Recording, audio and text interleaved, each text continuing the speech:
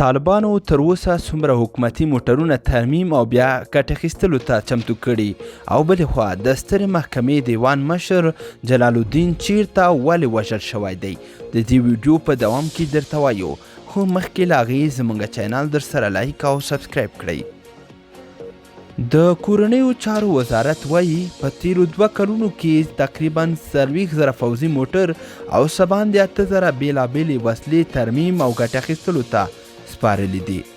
د طالبانو د کورنیو چارو وزارت د ملاتړ د مرکز قمنداني مرستیال وایي دغه ډله هره اونۍ تقریبا 1000 موټره ترمیموي. د کورنیو چارو وزارت د تخنیکي وسایلو مرکز د دغه مرکز له څانګې یوه ویډیو راسنیزه کړې چې پکې لیدل کیږي د پولیسو رینجر موټر او یو شمېر بېلابېلې وسلې د ترمیم لاندې دي. د دغه مرکز مشر نایاب خان وایي چې د مرکز کارکوونکي هر ډول درنې او سپکې وسلې د ترمیمولو ظرفیت لري. نوموړی زیاتوي چې د دغې پروژو زیاته برخه یې په خپله جوړه کړې ده او ټول غیر فعال ورکشاپونه یې بیرته فعال کړي دي. ښاغلي سادات زیاته کړې ده چې په تیرو 2 کلونو کې تقریبا 38,253 موټر ترمیم کړي او اوس مهال هره اونۍ تقریبا 1000 موټره ترمیموي.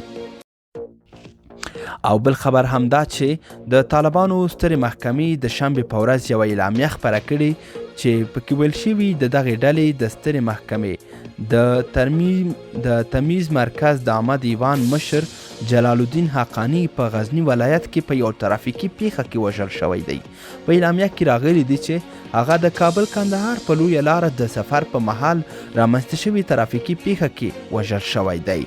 د طالبانو د سترې محکمې په خبرپاڼه کې دا هم زیاته شوې ده چې ښاغلي حقاني په تیرو 20 کلونو کې د طالبانو سره په بېلابېل جهادي برخو کې نه ستړي کېدونکې هڅې او خدمتونه کړي دي. تر اوسه د کابل کندهار په لویه لار په ترافیکي پیښو کې زرګونو افغانانو د خپل ژوند بایللی دی.